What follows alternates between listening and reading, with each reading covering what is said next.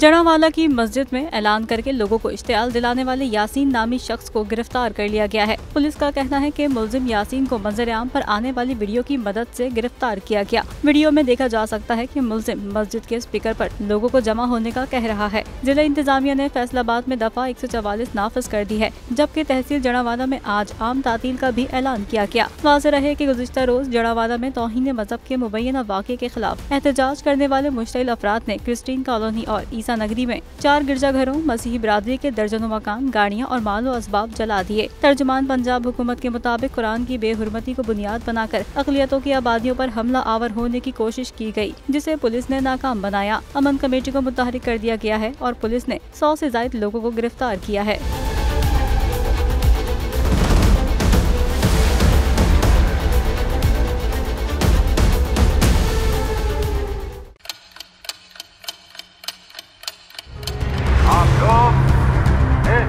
पाकिस्तान में आजाद है। सहाफती उसूलों पर कारबंद बोल न्यूज ने रखी रिवायत बरकरार। बोल न्यूज की जानिब से देखने वालों को यौम आजादी की बेहद मुबारकबाद। मुल्क भर से जश्न आजादी की तकरीबात बोल ने दिखाई अपनी स्क्रीन पर।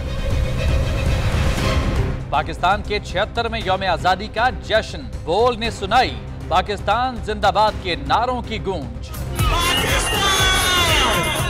बोल की सबसे बड़ी ट्रांसमिशन में पाकिस्तान का नाम रोशन करने वालों ने दिए कौम को पैगामात। बेपनाह मुश्किलात का सामना करके इस मुल्क को हासिल किया। आज़ाद कौमों को बहुत सी कुर्बानियाँ देनी पड़ती हैं। 76 वालियों में आज़ादी का दिन जोश खरोश के साथ मनाया, क्योंकि जिंदाबाद पाकिस्तान ये है बोल की पहचान।